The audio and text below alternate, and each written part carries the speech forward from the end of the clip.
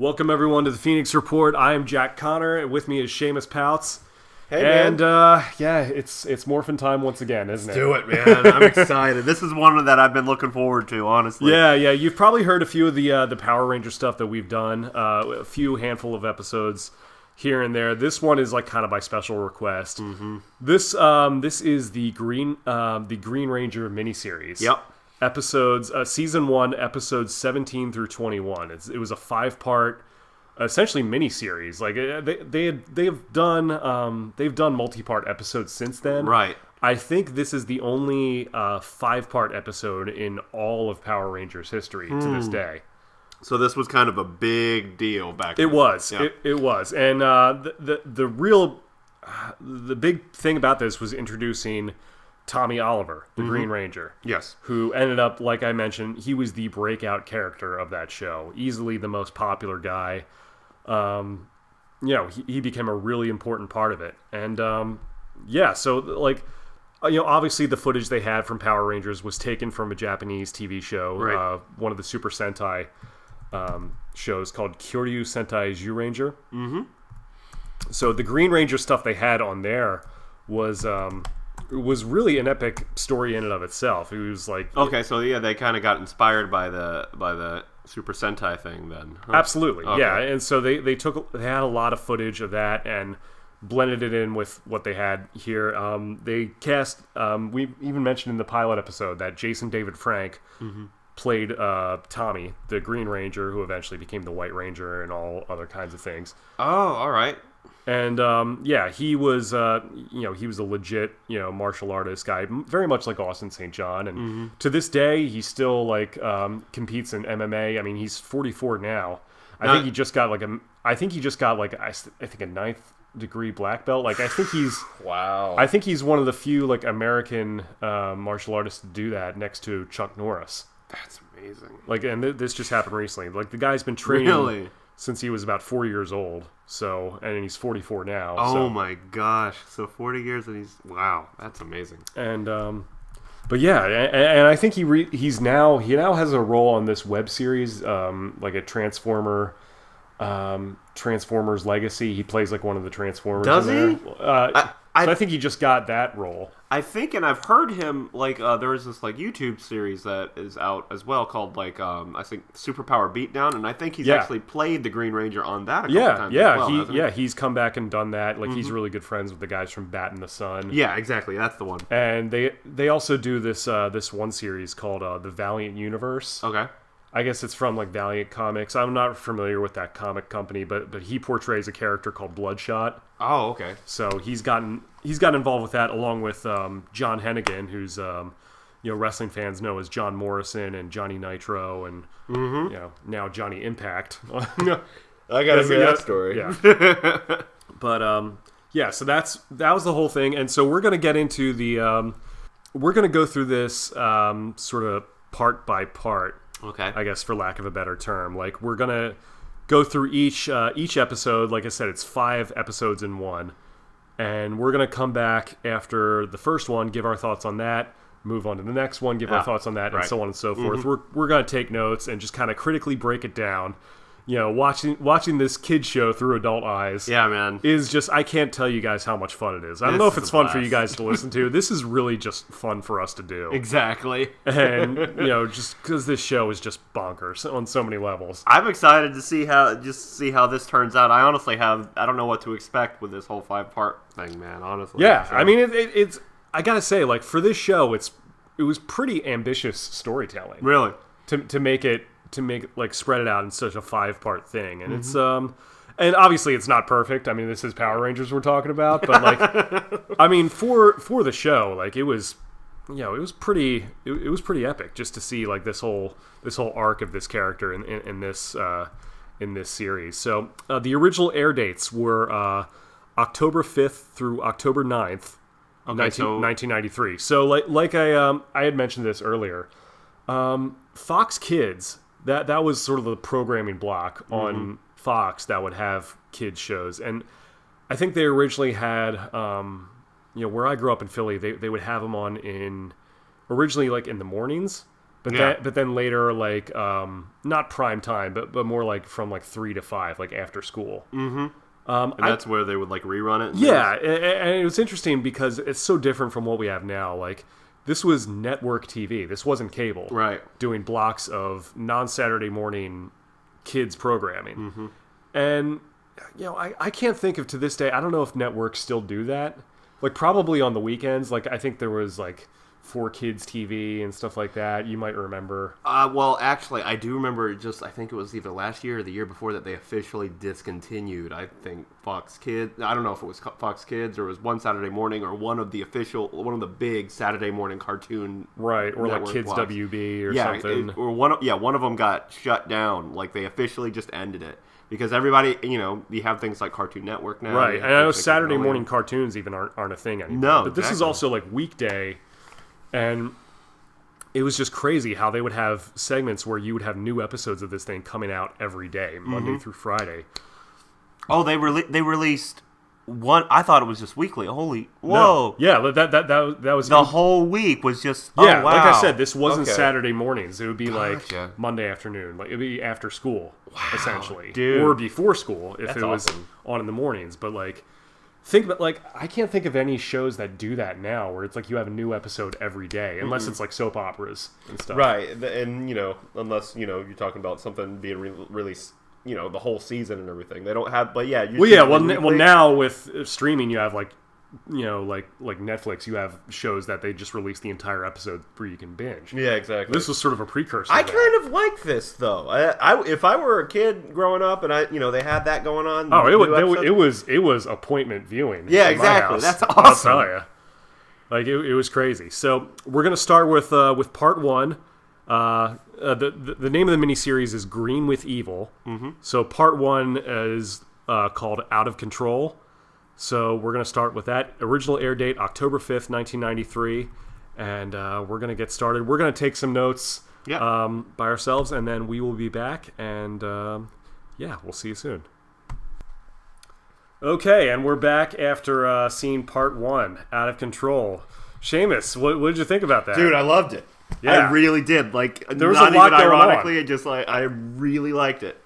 There's a lot going on in this one. Yes. And again, taking notes for this particular episode I felt like this one was very fast paced. They had a lot to get out of the way, and as this miniseries goes on, I do feel like there are like some parts they put in just to kind of pad everything out. Right. So the show is weirdly paced sometimes. Mm-hmm. But this particular one was very fast. It was tough to keep track of everything. They got right to what was going on for sure. Yeah, I was like looking up and taking notes at the same time, and I was like, man, it was great though. Like it definitely a lot of drama going on. Sort of ended on a sad note there. Yeah, it did. A darker thing, for Power Rangers by standards. So we the episode opens, of course, on the Gym and Juice Bar. Yep. Youth Center. Again, I say this every time. The business model of this place keeps me up at night. Like, I have no idea how this place is making money. I'm beginning to think Ernie has mob ties. It has to be something like that, or Yakuza ties, because we had this martial arts. Yes. It is one of many martial arts competitions that they have at this place. I guess they cleared out all the workout equipment and had it right next to the juice bar. But it's the Angel Grove Martial Arts Expo. Mm-hmm. We know this because we hear like the voiceover guy, which they obviously put him in ADR just to kind of fill everything out. It's like, let's hear it for this display of martial arts. The most awkward. Like, after this guy does this really impressive, just like I don't know exactly what martial arts what martial art it was, and neither does the announcer, because that's all he said. It was right. Well, I mean, they get some of these guys who they get a few different guys who are out there like doing like floor routines, basically doing forms, I guess. And look, I have a background in martial arts. I'm a black belt in Taekwondo, so I've been to a few of these competitions over the years. So it's interesting seeing what they did with this one. I couldn't really tell if it was like Taekwondo or what style it was, but like. Nobody had like gis or uniforms on. Right. It was all just dudes in like tank tops and like Zubaz pants. not Zubaz, but like gi pants. Mm-hmm. They had a lot of these guys. Most of them, like, you had some Asian guys, probably some extras around there. Right. I mean, minimum 30 years old. Yeah. In there. So I'm this might have been an all ages tournament, but it's The logistics, there weren't a lot of attention to detail. Although, I mean, to be fair, the few martial arts competitions I've been to, it's difficult to organize everything because you not only get age, you also have to organize by rank as well. Mm-hmm. So that can be tough depending on how many people are at these things. So, they do that. Mm-hmm. And Jason is getting ready to compete. He's getting ready to just compete. I guess it's basically point sparring. Yeah, it's not like throw him in the octagon or anything. And it seemed it was very Karate Kid. That's what it reminded me of. It was, and it's weird because again, a lot of sparring going on. It looks like it's full contact or at least light contact. But there's no protective gear on anyone, which is weird. Because you would think even in 1993, you would still have some protective gear going on. Right, exactly, like a helmet, some pads or something like that. Especially if you have teenagers, they're competing in this thing. Yeah, there's no way that they're going completely without gear, and there's going to be contact in that. Exactly. So that's weird. I recognize that off the bat. Mm-hmm. And then Jason is the one competing. The other kids are there, I guess, for moral support. Right. Which is fine. They maybe they already had competitions or they were involved in or whatever. I don't think so. Okay. So they were all dressed in street clothes. Oh, true. Yeah. So of course, color coordinated. They always wear this. They always wear as per usual. Mm-hmm. So they're there. They're basically there to cheer Jason on. Right. So he looks over at his opponent.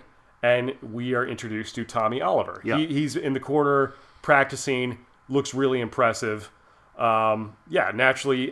And again, the thing with both Jason and Tommy, again, they're not in gis or uniforms. Jason, more than anyone else, is you almost never see this guy with sleeves on. He's constantly sleeveless or in a tank top shirt. Which, right. Look, if I was 17 years old and built like that, oh, absolutely, I would never wear a shirt either. Yes, exactly. It's constantly suns out, guns out with Jason. That's his rule of thumb. Which and it's kind of the same. Excusable, I guess. Kind of the same with Tommy in this one. Right. He just has a tank top on and green headband. Of course, the tank top is green as well. Foreshadowing. So he's there. They immediately notice wow, okay, this guy's good. He can really go. And the girls, of course, are looking into him oh, he's cute. That cracked me up. Yeah, dude. Kim especially is super into him right off the bat. Right off the bat, the Pink Ranger is just hey, I like this guy. Right, she's used to hanging around these other three dudes, but completely ignores them. But they're my friends. Yeah, they're very deep in the friend zone. Mm-hmm. No, they don't seem to mind though, honestly, and they were pretty cool with it. But it's okay. Yeah. So she immediately just is getting all hot and bothered for Tommy. She's oh, who's this guy? Such a '90s trope right there too, man. It was just right off the bat, just seeing him, I was so before their match starts, Rita is of course she's looking at this through the moon base, right? Because she has nothing else to do than watch these freaking teenagers. That's all she ever does. Again, she could be doing so many evil things she could be thinking of, but she spends so much time. I mean, granted, they are Power Rangers, right? They are her main threat. We're led to believe. I guess, but you wonder why doesn't she attack other locations on Earth? Why does it always have to be this specific part? Yeah, in California? It's constantly Angel Grove. Yeah, exactly. Getting attacked. So that's great. That's funny that that she keeps attacking the Power Rangers and just all this different stuff. Mm-hmm. So she sees this new kid, Tommy, which I guess I also noticed it was a kind of a throwaway line, but Trini notices hey, isn't he the new kid from school? So I guess they recognize him from the high school that they go to. Right. This isn't a school-sanctioned event. No. I don't think so. But even though it's still in the gym and juice bar, so, whatever. They never have to explain that. No, that's fine. So they notice him as, the new kid from school. We don't know where he's from. Right. How he got there. So Rita takes a look at Tommy, and she's also impressed by his skills. So much that her immediate reaction is hey, we should make him the evil Green Ranger. Now, I have a few problems with this. Yes. For one thing, Like, is it? I didn't, we didn't even know this was on the table before this. What, like, honestly, this comes out of nowhere. Having not seen any kind of promo material and just watching this episode, you just like, okay, there's a Green Ranger now? That's new. You're like, whoa, time out. Yeah. So she has a power coin, yes. which we're led to believe that she has one. We don't know where she got it from. I mean, in the movies, at least, they kind of suggested that, because, like, the movie version of the character was, like, where she was the Green Ranger, but defected and went evil. Yeah. This one, I mean, they never really say that, or come out and say it, but somehow she has control of this green power coin. And so she immediately thinks, this kid's really good at karate, too. Maybe if I get a teenager to fight these other teenagers, that'll work. And, I mean, there's so many questions with that. For one thing, how many power coins does she have? Does she have just the green one? And if so, like, you could get literally anyone to have this. Yeah, and it doesn't have to be some teenager with attitude. She's going by the same business model that Zordon did. Right? Apparently. So, like, she could get literally anyone on Earth. She could get, Chuck Norris in his prime, exactly, basically. Yeah. I mean, it's 1993. He wasn't exactly in his prime then, but still, Chuck was still going. He would have been a great Green Ranger, man. Right? And, well, he was busy being the Texas Ranger, so I guess it's a little different. And not only that, I guess brainwashing and mind control is a thing she can do. Again, not even take the power coin element out of it. Like, you have mind control powers. You don't even need the power coin at that point. Like, you could use that for a lot of stuff. Like, look at split the Power Rangers. Like, there's this Marvel show, Jessica Jones, where it's like the bad guy Kilgrave. He has mind control, and they show like real consequences for that. Mm-hmm. So, and it can get pretty scary too, and just like that would be an interesting thing I'd like to see them explore. But even with all those things aside, this episode had me intrigued. Like, it really did. It did. So Jason and Tommy, they have their match, and they're kind of going back and forth quite a bit. Yeah. It's really impressive stuff. Both of these guys in real life are martial artists. So they both were. It's not just Tommy. Yeah, Austin St. John was, is a big martial arts guy too. So they were going back. Tommy does like a backflip in the middle of the thing, which is weird. Like, you wouldn't do that in the middle of a fight. So, I guess he was like trying to use that as an escape or whatever. Mm-hmm. So it was mainly point sparring. I think there was a takedown at one point. Right, yeah. So that was allowed. Mm-hmm. But, so, and again, like I said, no gear, no actual uniform. Just wearing their red and their green. There was actually a scoreboard on there. Oh. Which I know this tripped you out majorly, Seamus, because it had both Jason and Tommy's names on it. Like, is it a digital scoreboard, or just did they just have that name up there randomly? We don't get any. Like, I think they had like graphics made. Like you had to put lettering there. Yeah, exactly. It seemed like a classic scoreboard that. And it was just their first names too, no last names, by the way. Mm-hmm. So that part made me laugh a little bit. Yeah, that was weird. Yeah. Like, and again, this is a martial arts expo. Wouldn't it be? First of all, you should have that at a bigger venue, because it looks like there's just one room. So if they're so you can. You would think they would have different competitions going on and everything. Yeah, you'd have forums, you'd have sparring. Mm-hmm. But at this point, everybody's taking turns. I guess that wasn't in the budget. I mean, maybe this was the main event. Like, we didn't know. Get these two kids. So it's a pretty back and forth matchup. It ends in a draw, which I thought was pretty cool. They didn't like there wasn't like any kind of excessive competition between the two. And no, they wanted to establish that Tommy was on par with Jason. Yeah, in terms of skill level, and they shake hands. They were friendly after it. It was fine. I was cool with that too. Good sportsmanship. Yeah, exactly. I was cool with just like them establishing that, hey, this guy isn't in and of himself a bad guy. He's just kind of in the wrong place at the wrong time. Right. Well, I mean, it's a competition. It's not personal. So it's like after that, they're just shaking hands. It's like, oh, good job. Yeah, you too. And I'll see you around. It was cool. Real friendly thing. And, Kim, of course, is swooning like crazy over this dude. She's got like a pink cowboy hat on. Yeah. And like, she looks like she walked out of a Debbie Gibson video. Like, it was crazy. So, it's like she walked into the pink section of Party City or something. Yeah, like, it was great. I don't have any like reference on like girls' fashion. She looked like she walked out of the Limited or something. The Limit, yeah. You know, sure. What? Had like some denim jacket on. I guess it was Western Day at the youth center. She's like, I need this cowboy hat. Sort of cowgirl chic. So that was that. Her and Trini both. There was this one scene where Trini's just like, yeah, he's pretty good looking, but I guess Trini was just like, that's okay. No, I mean, and Trini thought he was cute too, but like Kim was like, that's my man. Back off. Back off, honey. Yeah.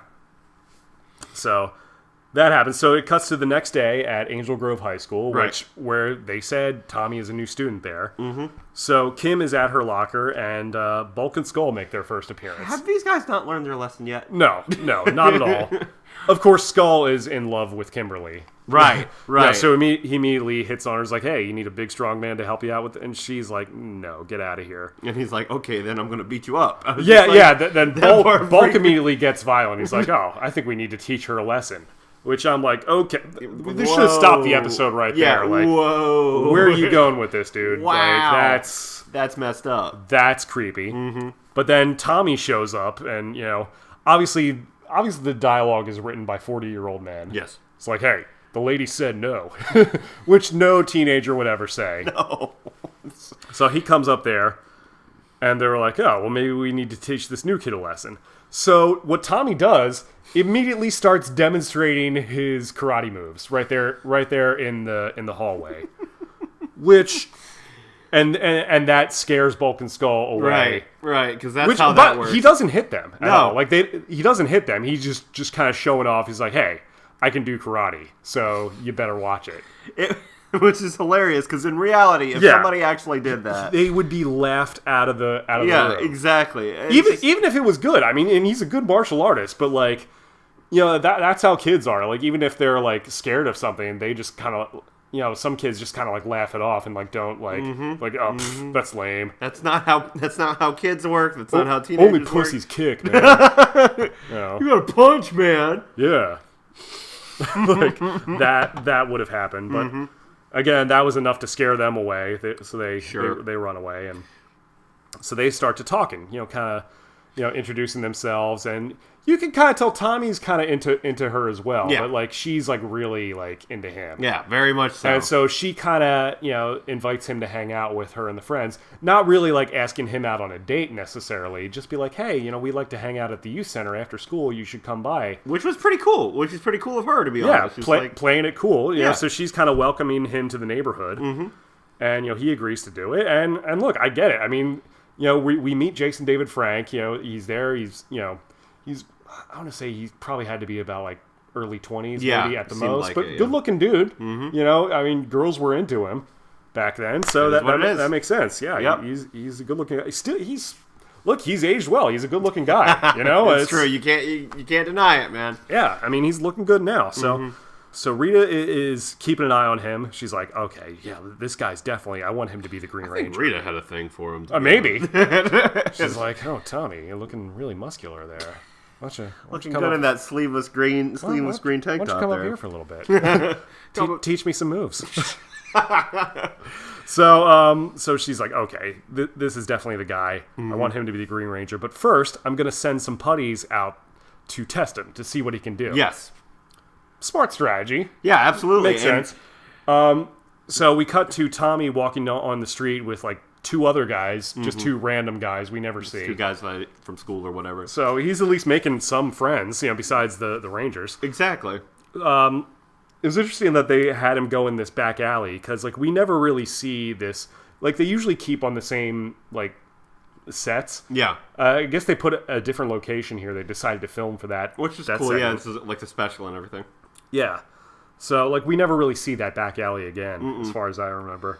But he's there. The putties appear, and he immediately gets defensive, and he starts to fight them, and he, just starts kicking their ass immediately. This was an excellent action scene. It was. It was awesome it was in the back alley. Yeah, I mean, they have a lot of these segments where JDF is able to kind of show off his skills. Yeah, that's the thing. That's what was unique. It wasn't clips from the show or anything like that. It was actually the actor doing martial arts and everything. Yeah, they do a lot of that. That's something that happens in a lot of these episodes where they'll have them, they'll have the kids unmorphed really fighting the putties. That's so cool. I like that. And like you can tell that it's actually him doing it because they don't cut the scene a lot or anything. Yeah. So like from an action perspective, that was really fun, and I really enjoyed it. Like just genuinely, I was like, I stopped taking notes. I was like, this is a good scene.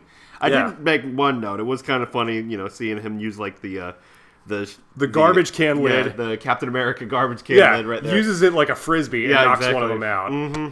It was pretty fun. They disappear. He's very confused. He's like, "Man, why are they coming after me? Like, I'm not a Power Ranger. What's this all about?" Exactly. Yeah. Surprised. I'm sure if he had a cell phone, he would have like called the cops or something. And be like, "Hey, I just got attacked." Mm-hmm. So we cut to the moon base. Right. Rita has like candles set up and like skulls and like she's Rita like transports him to the moon base, right? Yeah. Well, like she appears on top of the building. Yeah.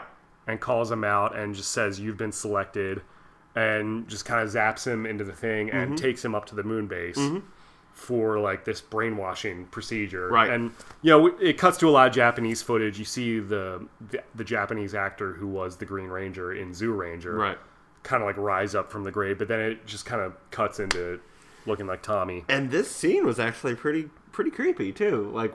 Through her raising him up and everything, just like with all the candles and stuff, and just like it was really cool. I'm telling you, the Zoo Ranger, the Sentai stuff, they really spent a lot of money on that show. So they were smart to use all that footage for sure. I mean, if they had access to it, I mean, I was just in general, I was very impressed with this episode. Even more so. He always calls Rita an Empress, which is weird.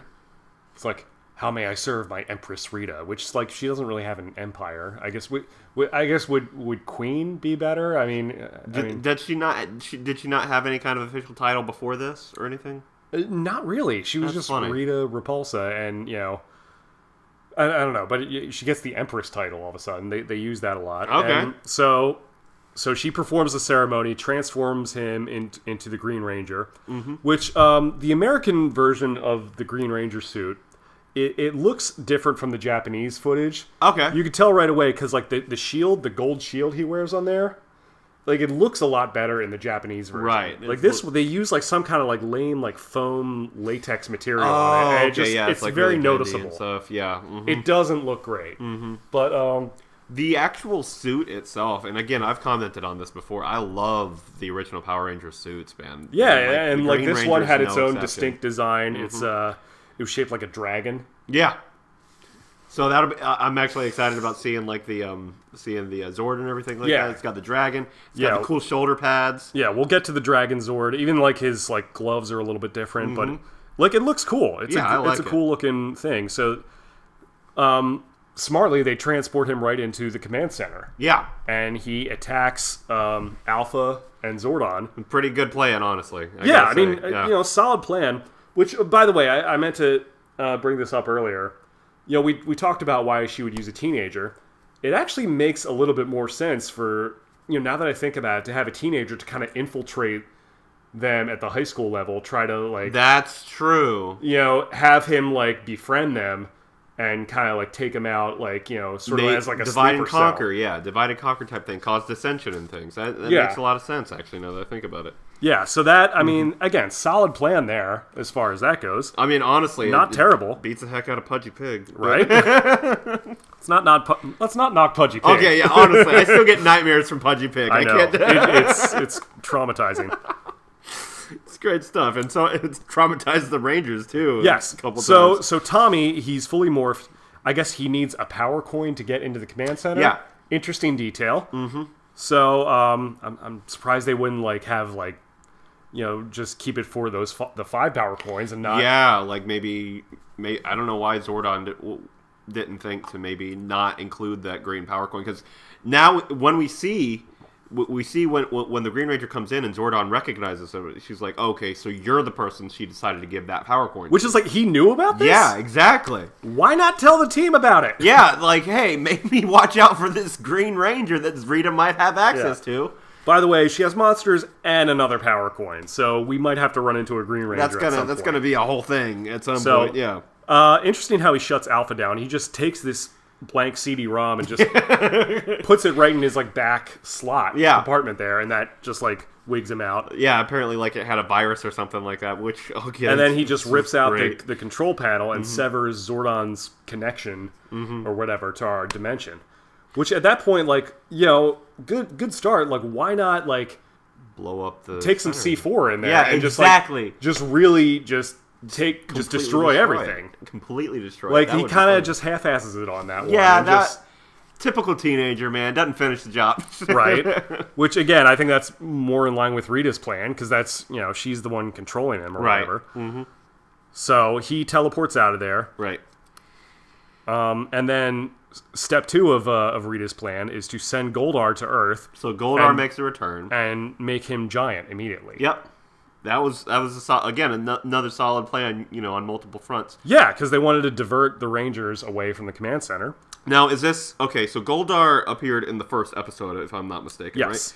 Right? Is this has he appeared since? Yeah, he's a regular just henchman on there. So he gets thrown in there pretty often. All right. Oh, yeah. He fights them quite a bit. So before that, we cut to Billy's driveway. Yeah. Where the boys are waxing a VW Beetle. Yes. Which... a modded out VW. Seamus has not seen this, but in an earlier episode, we established that Billy has built a flying car. Billy? Let that sink in for a little bit. Billy... Oh, God. Billy is like... He's like Tony Stark level. Yeah, that's not just computer nerd, quote unquote. That is... I love that. Like, that's awesome. Billy, where are you from, man? Like, who are you? Why aren't you a millionaire yet, man? Seriously. Like, you should be working for NASA or something. Oh, man, that's great. I'm serious. This kid is going to be the next Tony Stark. Which, okay, if you think about it, though, he does have access to a pretty good amount of tech with Zordon's stuff and everything. I don't think. Or does he not use any of that? I don't think that was involved in building the car. In building this flying car, which in the episode that they had it in, which was called Big Sisters, we might go back and redo that one because that one was just bananas. That whole episode. I love it. Apparently, this thing can fly. It can go from 0 to 6,000 miles an hour. Which I don't know, like if that's like Mach 2 or Mach 3. I don't know what the measurement is, but that's like a lot. That's like supersonic. Yeah, that's ridiculous. Like fighter jet level. At a certain point, would you really measure acceleration that way if the thing can fly? Like that's I guess. Exactly. Yeah, so that's hilarious. But the car looked great. I mean, let's not forget, Billy also invented the wrist communicators and teleporters. He's the one who invented he invented a teleporter in 1993. Okay, like this is 20 years before the Apple Watch or anything like that. Smartphones, none of that. And Billy invented that. My watch can keep my heartbeat. Well, mine can teleport. Yeah. So they had like the Dick Tracy style wrist communicators. Yeah. Mm-hmm. They notice that they get like an alert from that, but they can't really communicate with Alpha. Right. They can't teleport. So they get in down. All the communication is the down. rad bug is what they call. That's what they call the car. The rad bug. The rad bug. That's awesome. Which was like an acronym for something. I don't want to get into it, but they all pile in there, and that takes off. And it's like chitty chitty bang bang, man. Exactly. That's and exactly what they actually got that footage partially from Zoo Ranger, from the Japanese show. Really? So I guess they felt the need to make that a plot point in Power Rangers. So they get that. They fly to the command center, which we still don't know exactly where this place is. Right. It's got to be. It has to be a relatively short distance from where they live. I would think, assume. but apparently that was the only way they could get there. That's funny. So they land in the command center. They remove the CD from Alpha's back. Yeah.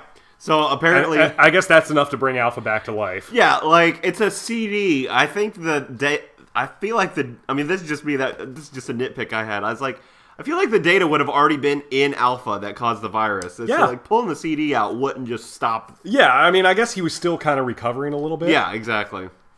So they couldn't get Zordon back online. Mm-hmm. They notice that Goldar is giant and he's about to wreak havoc. So they morph. They go into action.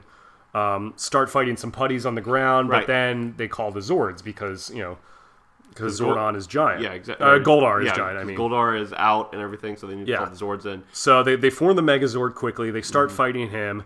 Goldar disappears. They don't know what happens. Then all of a sudden, the Green Ranger just shows up. He shows up, jumps to the top of the... Which was a really cool sequence, obviously Japanese footage. I feel like when this was originally aired, that one must have been really cool to see, like, a Ranger actually interacting with the Zord. Like, that must have been really cool. Like, because he jumps right on top of this giant model of the Zord's head. Yeah. And it's just like, it was so cool, man. I really liked that. Yeah, I'm telling you, the Japanese footage, they really went for broke on it. Mm-hmm. And so he goes, jumps inside the cockpit. Yeah. And fights them all just inside the cockpit, destroys them and everything.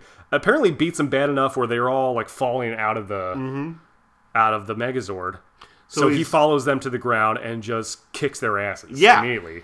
Yeah, well, I mean, especially the four of them, but then Jason, kind of fights him a little bit. They had a one-on-one thing, and then he ended up winning there. So that was pretty cool too. So they retreat. Mm-hmm. They go back to the teleporter. I'm sorry. They go back to the command center. I was trying to think what I left out. I always laugh at like the little roll call they have when they get in the Zords. Yeah, yeah. That's like a common. I'm just waiting for one to say it's like Billy here, and I got nothing to say. I didn't think of a catchy thing to follow in with their theme. I'm sorry.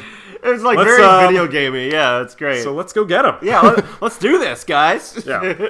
Yeah, Tommy actually, like, he fires, like, this green fireball at him. Mm-hmm. It was, like, straight out of, like, Street Fighter, yeah, too. Very much like a Hadouken. Like a Hadouken. Yeah, exactly. We don't really see him use that much. Mm-hmm. But, like, that was a cool bit of power. Takes them all out. Takes all five of them out, like, at the same time. So they go back to the command center, and they were like, wow, this is, like, our first kind of defeat. Mm-hmm. First time we'd ever been beaten. They don't know if they can get Zordon back. They're like, oh, looks like we're on our own for this. Now, is the Green Ranger just more powerful than all of them combined? I guess. He has like the shield and stuff like that.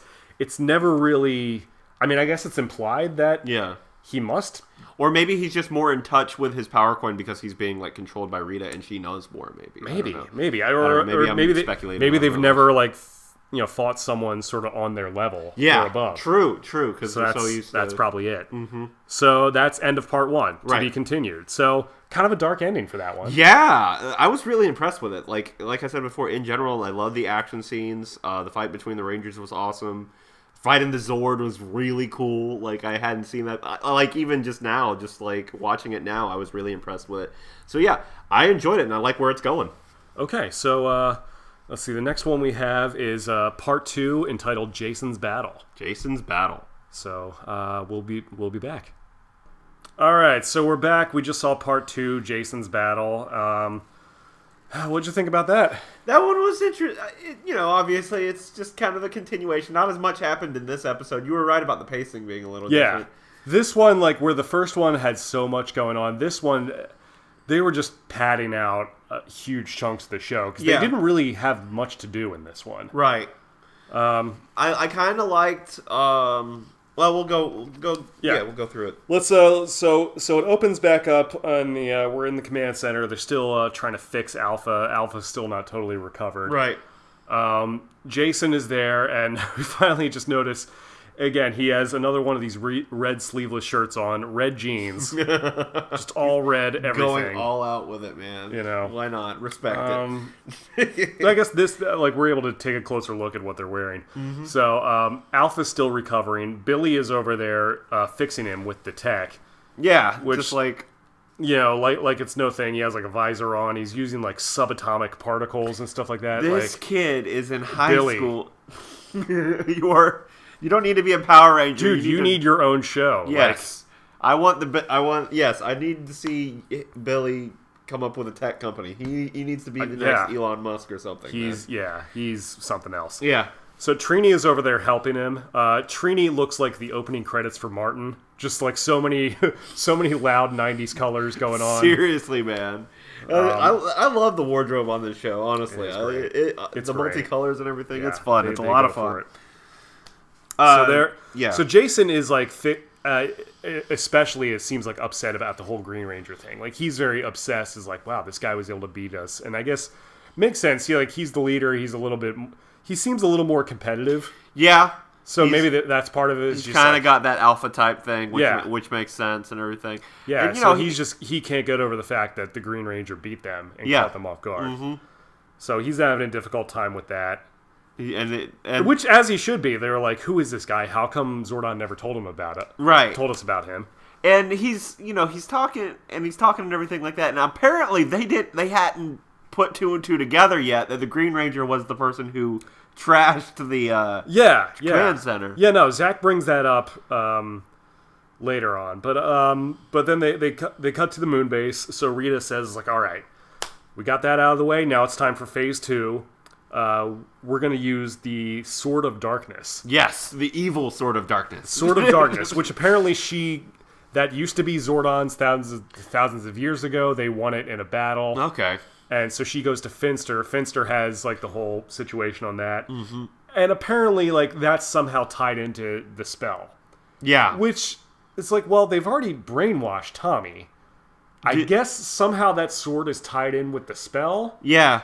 Or maybe it's like a signal booster or something, maybe. Yeah, but then they also say, it's like, well, if the Power Rangers destroy this, then the spell's going to be broken. But they don't know that.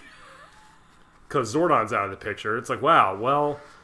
Okay, well, why make that like the big failsafe for your thing, like, especially? Yeah, I mean, you have to have a way out, I guess, in any kind of. I mean, that's the out, but it's like all it takes is they have to just destroy that sword. Like that's so easy. Why put it all in just to that one device? Exactly. I figured it'd be more elaborate than that. Like, oh, we're gonna have they can't destroy the sword, but also we're gonna give this to Tommy as his main weapon to fight them with. Yeah, so. Why not destroy the power coin? That would be tougher to do. Exactly. So they do that. So they transport Tommy back to Earth, and they're like, all right, well, we want you to go and just be a civilian. Don't tell anyone who you are. Right. Which that's when the whole secret identity thing really makes sense, because it's part of their plan. Right. So Bulk and Skull come across to him in the alley, and of course, they're in one of the... I mean, we see them in these outfits regularly. Dude. But, like, Skull has this, like, red beret on, looking like he's from NATO. Yeah, exactly. He's just got this, like... Bulk has this, like, old-timey football helmet on. Yeah. I was like thinking maybe it was a hood at first. I didn't catch a glimpse, but then when they pull it's like a cross between like a biker like do-rag and like just like early 1900s like old time like football stuff before they had actual like helmets and pads. It's like it could have been like one of those aviator hats or something. It was just like missing the goggles. Like it's not even like punk rock kind of thing. It's just It's just I guess they're hipsters. I don't know. Honestly, that's what they look like now. Maybe, yeah. So they go and they recognize Tommy. Like, oh, here's the kid who embarrassed us by doing karate moves but not hitting us. So let's go get him now in this dark alley. Mm-hmm. And Tommy, who's under the spell, he immediately looks at them and he's got like glowing green eyes. Right. That naturally scares the piss out of them. As it should. Yeah, which like that's a weird thing. Like even if you're about to fight a dude, if he has green like glowing eyes, I was like, nope. It'd be like, yeah, like what was that? And he's like shooting fireballs out of his eyes. Yeah, exactly. So he's like shooting like these lasers and everything. So, naturally Bulk and Skull jump into a trash can. Into a dumpster to get out of the way. And, but they're so calm about like, oh, he should have his eyes checked. That part cracked me up. Like, I don't think they bring it up later, like, when they see him at school, like, yo, this kid was shooting fireballs out of his eyes at us. This kid is possessed. This new kid who shows up, like, where's he from? Like, what is going on here? He's doing karate moves in the hallways. How is he not in trouble? Yeah, exactly. It's like, that's another thing. Like, by doing that, you would definitely get in trouble by one of the teachers. Where's the toupee principal, man? Yeah, where's Mr. Kaplan here exactly. running detentions? So, yeah, that would immediately get him in trouble. Mm-hmm. But then they cut to the gym and juice bar. You see Jason and Zach working out. They're training. Yeah. Zach's like holding the heavy bag. Jason's punching it. Mm-hmm. They both have on these sweet Zubaz pants. Dude, Zach's pants, though. Those were legit. Incredible. I'm surprised there weren't like fanny packs. Yes. In there. I want a pair of those pants, man. They seem like super comfortable, to be honest. So Jason is very like driven. He's working out because he knows the Green Ranger's out there. He wants to get ready for him. Mm-hmm. And Zach's like, hey, you don't think he's the guy who trashed the command center, do you? I was waiting for him to be like, yeah, like, who else could it be? What? Like, he needed he needed a power coin to get in there. Man, these kids. Again, like, why would you be shocked by that? And, Jason was like, well, yeah, it's got to be him. Mm-hmm. I can see, like, them putting that in there, like the show writers putting that in there, like, hey, maybe they didn't know or anything. But that's something you could put together. It's a little inconsistent. Just a bit, yeah. So, back at school in the hallways. Again, I don't know if like Tommy and Jason are if Zach and Jason are working out like during the day. Is it like gym class? Yeah, I would assume. I don't know if this is happening at the same time of. Like, the time frame's a little weird. Yeah, I don't know if that's like happening during the school day, which that would be weird. Yeah. So Kim is at her locker. She sees Tommy.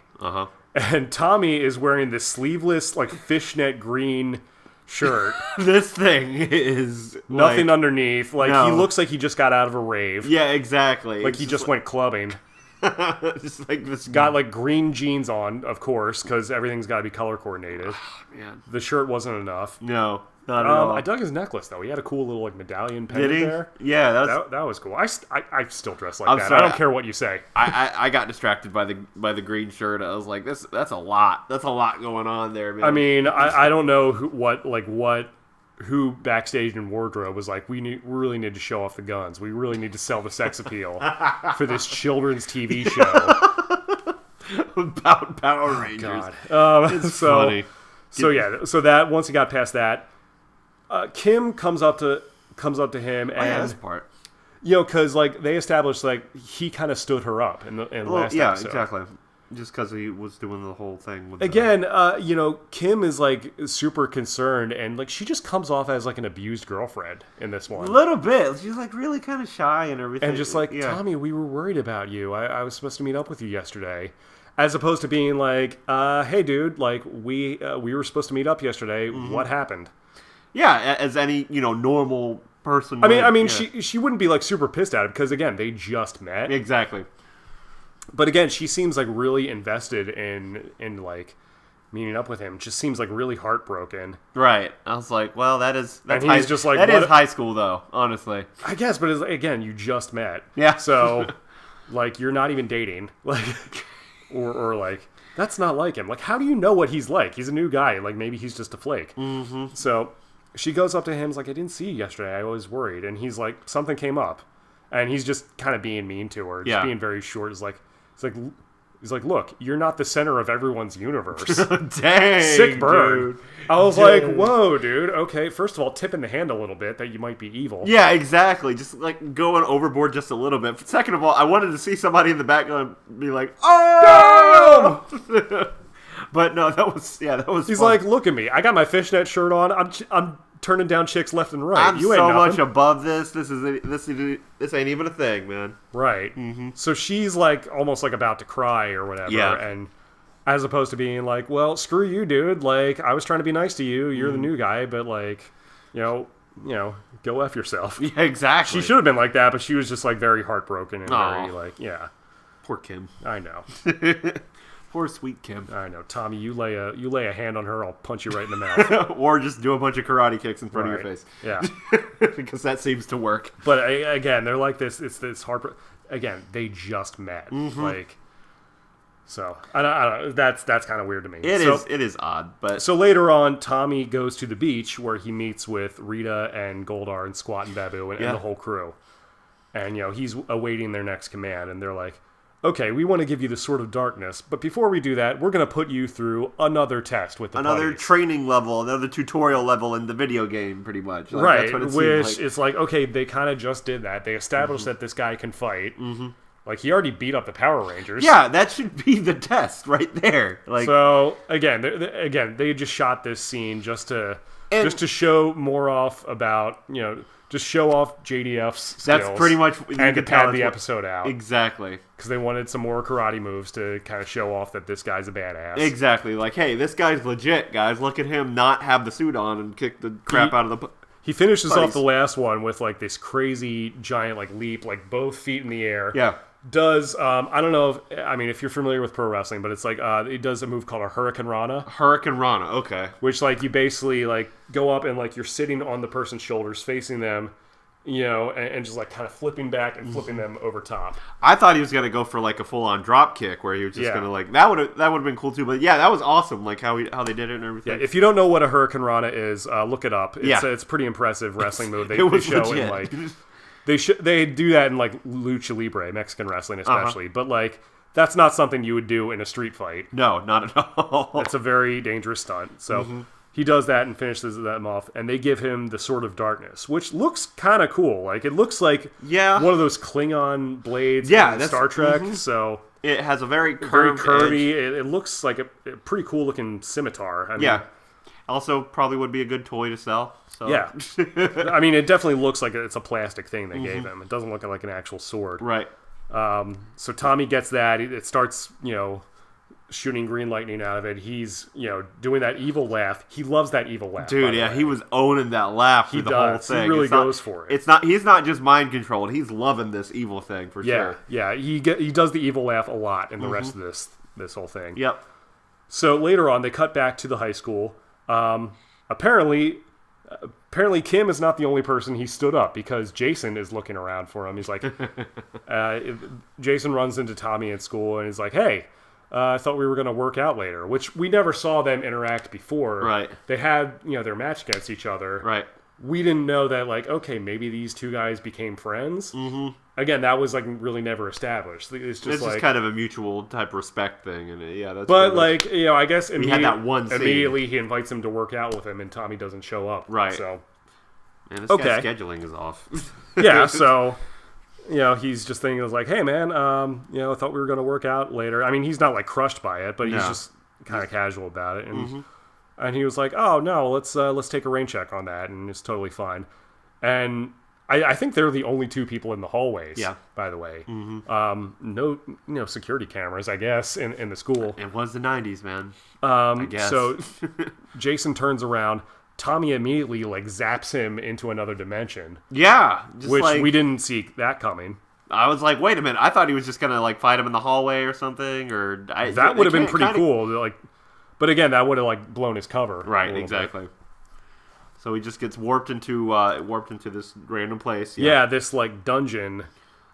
In a different dimension, which I guess it's like Goldar's dungeon. Yeah, like I think they had like busts of Goldar like on the sides. And something like it looked like it's like a dungeon / rape room. I don't know what's going on in here. I don't know what Goldar's got going on the side, but he's got some kinky stuff going on in that room. For real, man. But something shady is happening. Like with the smoke machines and everything. Yeah, a lot of fog machines covering the floor. Mm-hmm. I was like, dude, this guy's. I don't know about Goldar, man. I don't know. Maybe he's having parties in there. I don't know. The rave room. It's like an maybe that explains the fishnet shirt. Maybe him and maybe Tommy had a little eyes wide shut party in there. I don't know what is going on here. Some creepy stuff happening. Mm-hmm. But Jason is in there, and Goldar somehow got his power morpher and coin. Yeah. So that's a big deal.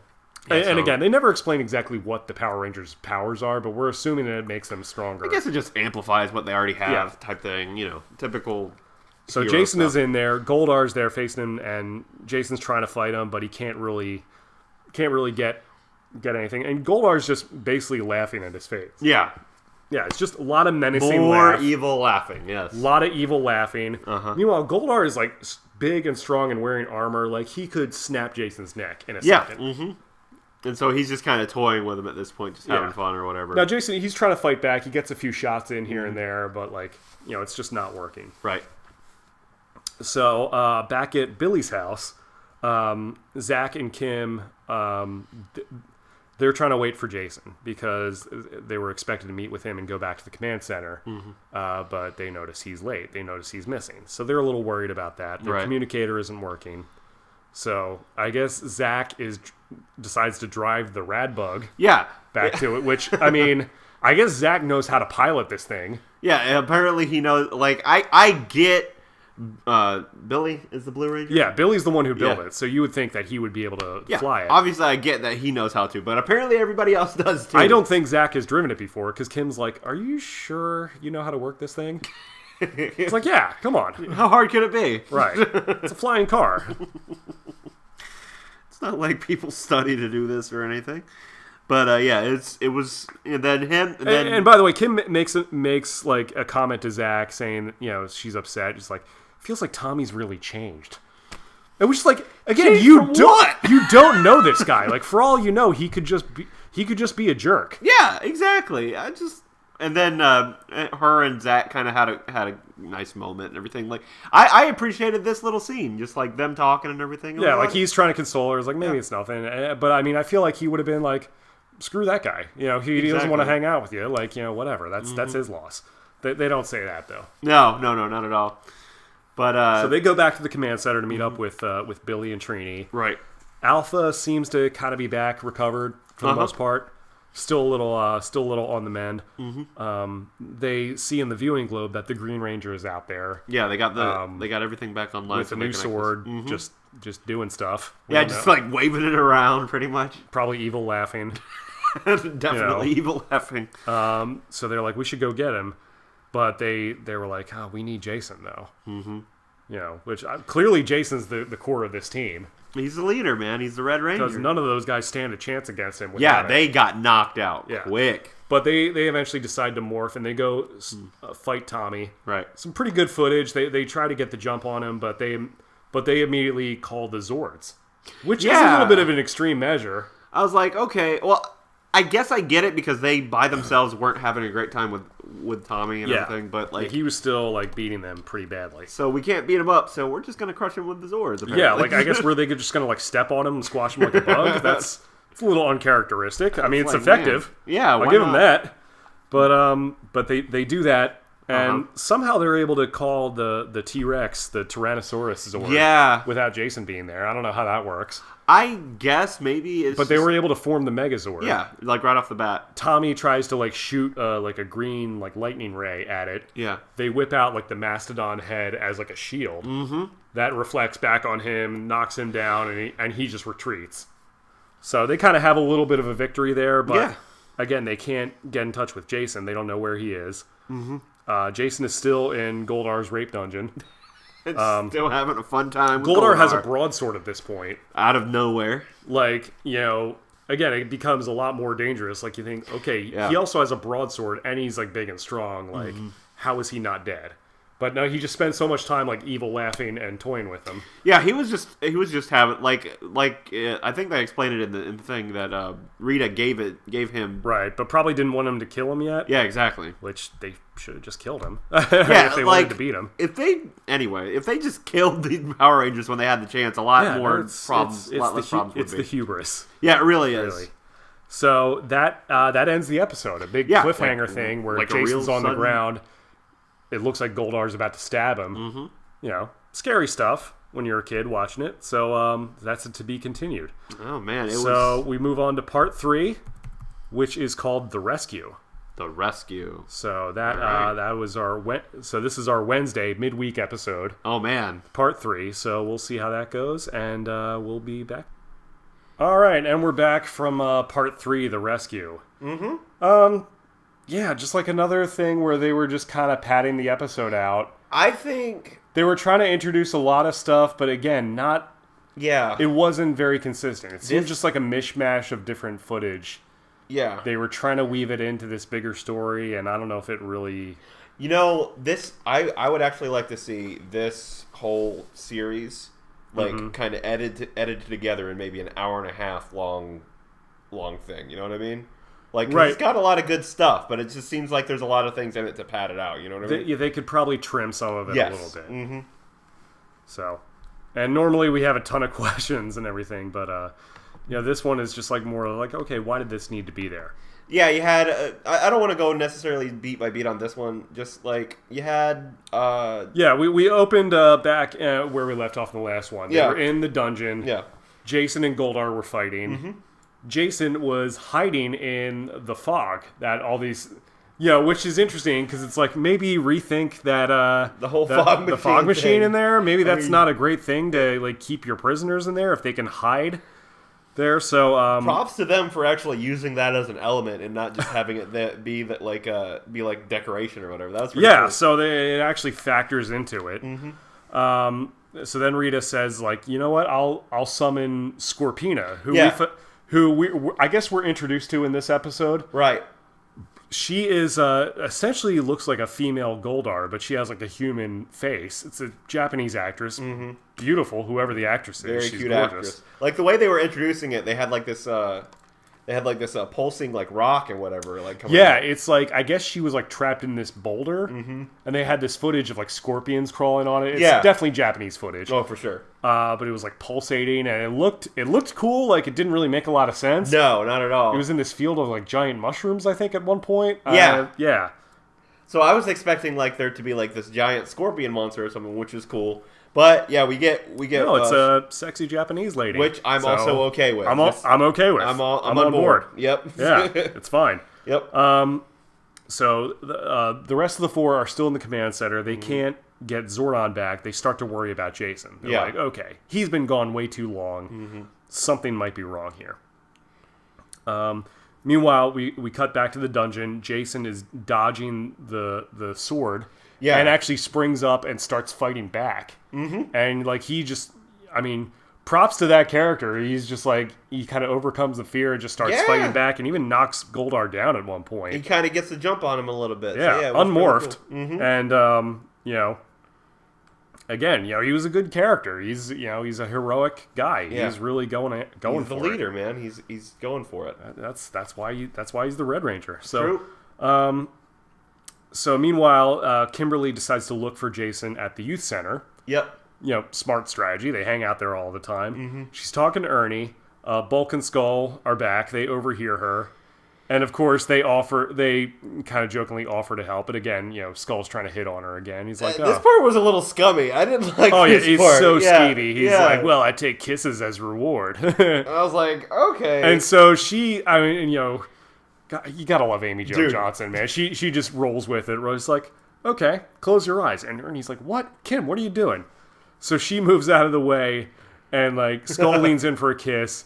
She moves out of the way. He kisses Bulk on the cheek, and they are just freaking out. It was the ultimate like no homo. The biggest overreaction ever, man. Just like, oh no! Yeah. So they run away. And Kim is just like so nonchalant about it. She's like, all right, got those idiots out of the way. Where it's like, wow. That's like it. She goes from like being abused girlfriend to being this like empowered chick who's fighting back from him. So it was awesome. So it was pretty funny actually. Just over the top completely. For sure. Especially Bulk and Skull, man. So she notices Tommy walks into the youth center.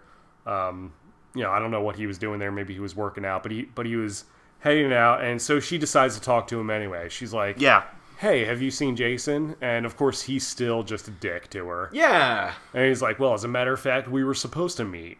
But I guess he never showed. Mm-hmm. And again, like, why would he even say that much? He'd be like, I don't care. No, I haven't seen him. Get lost. Yeah. Which he kind of does anyway. In order to not be as suspicious, I mean, like, he does kind of reveal a little bit of a plot point. Exactly. Which that seems like weird given how he's supposed to be like a jerk now in this scenario. And even like Zach tries to say hi to him and he just blows him off. Exactly. I mean, you can be evil, but do you have to be mean? Right. I mean, like, again, you're tipping your hand. It would make more sense for him to act friendly towards them in order to get in good with them and lower their defenses. Mm-hmm.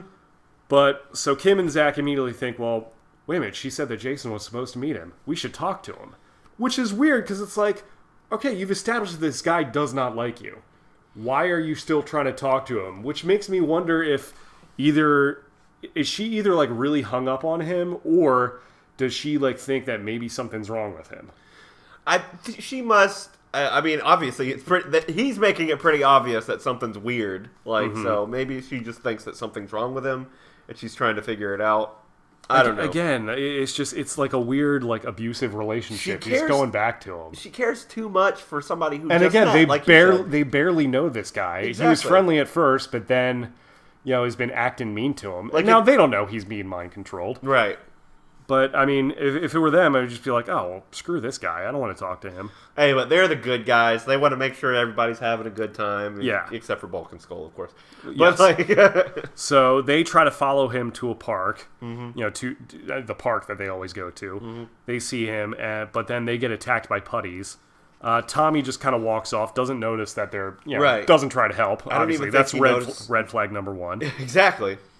So they walk off. They get attacked by putties. Kim and Zach, they start fighting him. Lots of flips, as you can imagine. Flips and kicks, and typical sort of thing. They obviously got to cut the music into a funky beat when Zach starts fighting. Gosh, I know, and start doing some little dance moves. Because they don't want to get more stereotypical. Oh my gosh, they're not stereotypical enough. We need to really hammer that home. That he's the black guy. Yeah, he's the Black Ranger, guys. In every sense of the word. Yes. Okay, we get it. He's into hip hop. It's so interesting just to see that. And Tommy just kind of scowls at them from a distance and hides. They don't see him. And meanwhile, so he transports, and so he's in the Green Ranger outfit. He transports into the dungeon where Jason is. Right. Goldar's about to beat him, and he says hey, I got orders from Rita. She wants me to finish him off. Goldar's kind of mad about it. He teleports out. Yeah. It was kind of an interesting scene. There was no establishment that Rita had said that and everything, but it was a good chance for us to get kind of a confrontation. So Jason and the Green Ranger, they have this standoff. Yeah. And he's trying to talk to him, and he's like, how could you be a ranger and be evil? That doesn't compute to him. Mm-hmm. He's like, I don't want to fight you because a real ranger would be on our side. But I mean, which is kind of a weird sentiment. Yeah. How would you know? Which he should be like, dude, who are you? Yeah. And then exactly. be like, no, I don't care who you are. I'm kicking your ass. Exactly. They're so bent up on oh, this is a ranger. We're the rangers. We're supposed to be the good guys and everything. Right. Yeah. So again, it's almost like they suspect something that he might really be good. Yeah. Which I don't know how they would know that. Yeah, and that's not given any evidence. And that's dangerous to assume that. It is. Just because he's wearing the same uniform you are doesn't mean he's necessarily good. And I think that's kind of their mindset throughout and this. Which you would think Jason might recognize Tommy's voice at that point. Right? There's no voice changer. I know they haven't known each other that long, but you think that he might start kind of connecting the dots a little bit. Well, I mean, again, we go back to the fact that Tommy always wears green too. So it's just that too. So they start fighting. Tommy manages to knock Jason down. Almost has him at a point where he's about to stab him. With the sword. Mm-hmm. At the last second, the Rangers manage to get a fix on his signal somehow and teleport him out of there at the last second. Yep. And so thank goodness for that. I mean, that was a good fight. I mean, it's still showing that Tommy's pretty powerful and that no one Ranger can defeat him and everything. So that's really cool. Yeah, kind of a tense moment there. For sure. Goldar kind of says oh, you failed to beat him. You had more than enough time to finish him off, but so did Goldar. Again, he should have been like, dude, you were with him with you could have killed him at any time, and you didn't. You were busy having your fun. So what are you talking about? So they leave Tommy in there as punishment, I guess. And so he just kind of stays there doing random karate moves to kind of build up, just to get hyped. Yeah, exactly. Just kind of keep his blood pressure up and everything. Jason's back at the command center. They're talking about him, and and again, they still can't quite put two and two together. Yeah, who this guy is? You would think by now they're starting to think okay, this guy. He sounds a lot like Tommy, the new kid. Yeah, he sounds a lot like Tommy. He showed up when Tommy showed up. Too many coincidences here. And, at no point is Jason was like, last thing I knew, I was talking to Tommy, then I turned my back, and then I'm zapped. That should have been, the giveaway there. Yeah, it's just unless there's, a random teleporter in the hallway. Yes, that should have given it away. He should have thought that maybe Tommy might be involved with this somehow. It's a good thing they have Billy in the communication center, or he'd have figured this out way quicker. I think you would think. Yeah. You would think. I mean, why is Billy not leading the team at this point? He's already the tech, but exactly. Jason's the muscle, so I got it. I guess. Yeah. So They still can't put two and two together that this Ranger might be the kid, Tommy, they know. Mm-hmm. But in the meantime, they see Scorpina. Alpha recognizes her from 10,000 years ago. Well, I mean, so, he's a robot, I guess. Sure, I don't why know. not? I'll take it. Yeah. So they morph and they fight Scorpina and the putties. And back at the moon base, Rita is like in front of a mirror. It's like, Finster, do you think Scorpina is prettier than me? It's like, Jesus, make her more like, what is that? Like, why? All the stereotypes ever. Like, that's what this show has. I'm just like sitting there like... She's just very vain. Exactly. That's really what this is all about. It's so true. Yeah. And it's so funny. Out of nowhere, Scorpina shows up. Yeah. I mean, she and Gold are back there just arguing about stuff, and we're like, wait a minute, what happened to the fight scene? Yeah, they were just and we don't see what happened. There was no resolution to that. Oh, that's funny. So that's a weird editing beat there. So, again, nothing happened in that fight, and then Rita says something about she wants to create a solar eclipse. I guess that would drain the Megazord of solar power? Now, I don't know. I don't know for sure. But has it ever been mentioned that the Megazord was solar powered? I don't think so. No, I don't think so either. I don't think so, which makes me wonder, like, is the rest of the Power Rangers' powers solar-based? I mean, that would be very efficient if that were the case. I mean, that would explain, because you never really see them fight at night. Yeah, that's also true. Until now, so maybe, I don't know, that's a weird... It was so odd. That's a weird thing there, but okay. I mean, I'd be okay with it if there were any other instances where they explained that it's solar powered. Not really. So, I mean, and you just cut to Tommy still in the dungeon and fully morphed, but just doing random karate moves. Just you know, kind of get his adrenaline up for getting ready. And so then they make Goldar giant while the Rangers are in the command center. Yep. And he is just destroying the city. Yeah, like he is knocking down buildings. Like people are dying. Man of Steel, Batman v Superman, collateral damage. Yeah, like 9/11. Yeah, exactly. Real life, like easily thousands of people are dying. Oh, for sure. He's just He's just walking around knocking down buildings. You know, typical Japanese monster movie stuff. Right, and so that's our to be continued moment. Yep. So again, for this third episode, it's like not.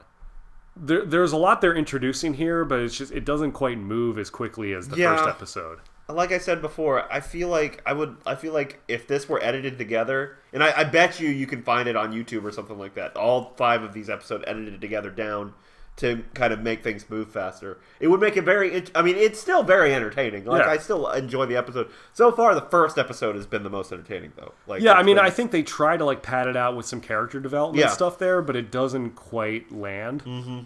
So, but it is what it is, though. Yeah. I mean, honestly, if I were, the fact that this got released 5 days in a row is still pretty cool. That's. I mean, again, they tried to pad it out in 5 episodes. I don't know if they wanted to do 4, but maybe Fox wanted them to do 5, like the full week. Yeah, it seems that way. It seems like there was a lot of padding and stuff, which is okay. As a kid, I could imagine. Yeah, it's still really enjoyable. Absolutely. Yep. So then we move on to part 4, which is called Eclipsing Megazord. Okay. So let's do this, and we'll get back to you. All right. Okay, and that was Eclipsing Megazord. Huh. I gotta say, this part, it started to pick up a little bit. Yeah, exactly. A lot of stuff was happening. Mm-hmm. Right off the bat, we see Goldar attacking the city. They immediately want to morph into it, but they can't. Yeah, that was the morphers start sparking up and sort of exploding, which was a good surprise. Like, you didn't see that coming. Uh-huh. So that was like, whoa. Yeah, I thought they were going to jump right into being Power Rangers and everything, but that was great. So then Alpha explains, as we were trying to get Zordon's signal back, there was an interdimensional power surge. Whatever that means. Okay, sure. And so that means, the morphers are down, even the computer is down. Until we get back online, you can't use your powers. Right. Okay, fine. I'll go with that.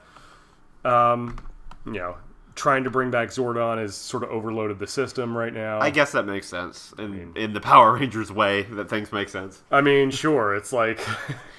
It's like when there's a lot of cell phone activity and it's like too much not enough bandwidth. Yeah, exactly. Yeah, it's an IT issue, really. Okay, yeah. So I mean, that's why they have Billy there, right? Yeah, right. Of course.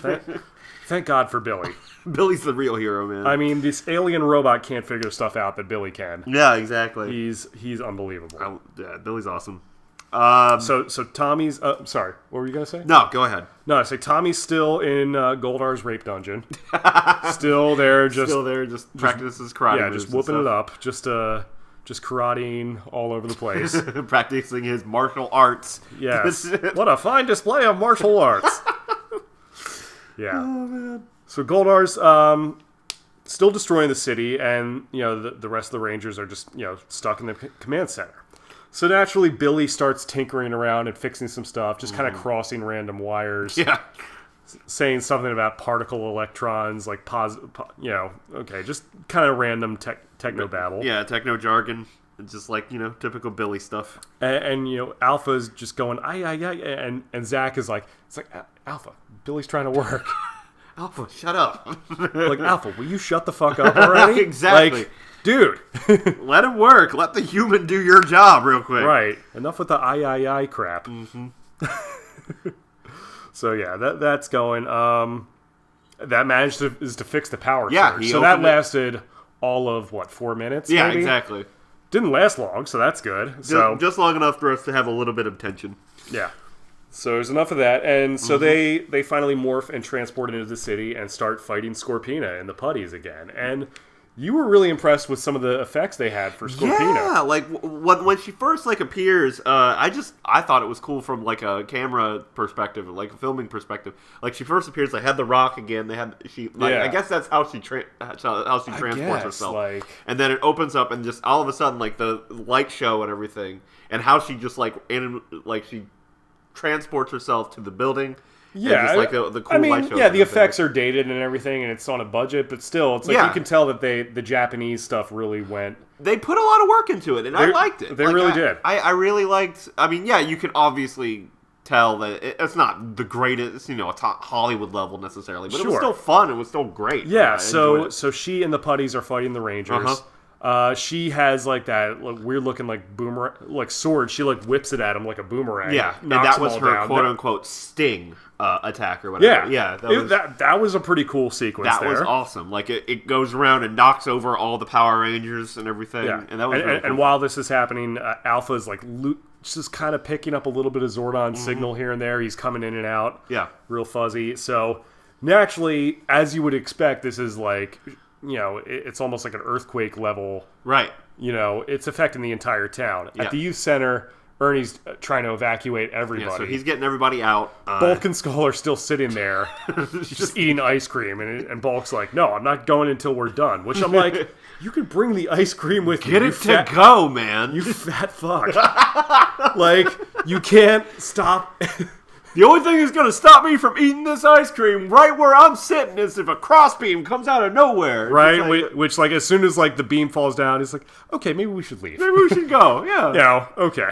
Maybe ice cream isn't the most important thing now. I get it. Bulk's fat, but come on. Yeah. We have to emphasize that point. Yeah, so I had to throw in a fat joke there. So the two of them, they run outside as everyone's evacuating. And they immediately spot what they say is the youth center bus, which it looks like a cross between a city bus and something you'd find at a retirement center. Yeah, exactly. Just like a charter bus type thing. Yeah, or like a rental car kind of shuttle bus. Yeah, and so they which is kind of smart because in that situation, smart. It was a smart idea, honestly. And I mean, technically, it was Grand Theft Auto. It was, and honestly, it's probably the most evil thing that Bulk and Skull have done in the series. I'm pretty sure. Which I'm like, did someone leave the car keys in there? Did they hotwire this thing? I have no. They probably left it in. I could forgive them leaving that in because if it's a bus driver, that makes sense. But at the same time, I don't know. Maybe left it in the dash or something. Exactly. So left it in the little sun visor thing. So they take off in the bus. Don't bother taking anyone else with them. No, not at all. No, they're very selfish. So Tommy managed to transport into the command center. Right. He's fully morphed in costume. Switches off Alpha again, sneaks up behind him, and starts messing with the controls, trying to undo the Under the progress that they've made trying to get to Zordon. Exactly. Yeah. And so meanwhile, cuts back to the city where the Rangers are fighting Scorpina. They're on the ground. Right. Rita is there. She's on the planet, and she's like, we had kind of seen this in the pilot where she's like,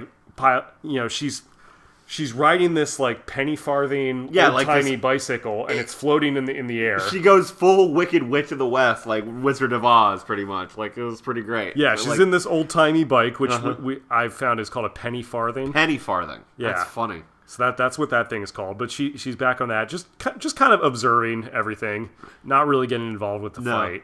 They never actually have like her fight the Rangers. Really? Yeah, it's kind of anticlimactic that way. I don't think that ever happens in the show. That'd be cool. But yeah, it's just funny to see her just like sitting above everything, and then just Goldar and Scorpina are just like attacking the Rangers and stuff. And yeah, at one point, Goldar apparently spots the bus that Bulk and Skull are in, and picks it up.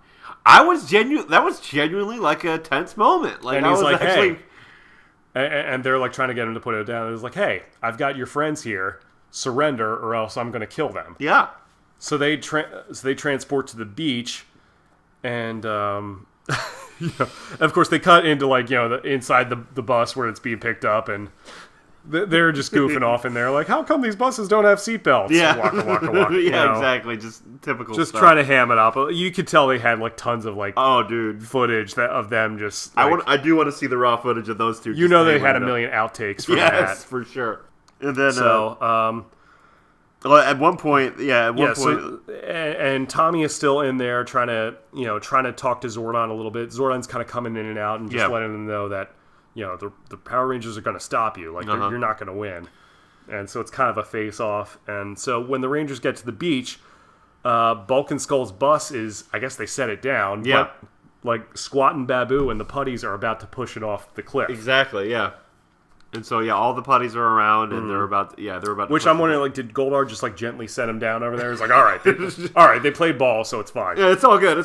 Don't hurt them too bad, guys. Just give them I'm honoring my part of the bargain here. So, it's oddly reasonable. Yeah, for real, especially for Goldar. So they don't know what to do. Back in the command center, Alpha wakes up. I guess he was on, like, reserve power or something. His reserve power kicks in. And he traps Tommy in a force field. Yeah, man. Alpha is pretty clever, man. He does a good job. Good move. At least, keeps them there for a little bit. Back on the beach, the Rangers, they summon the Zords there. Yeah.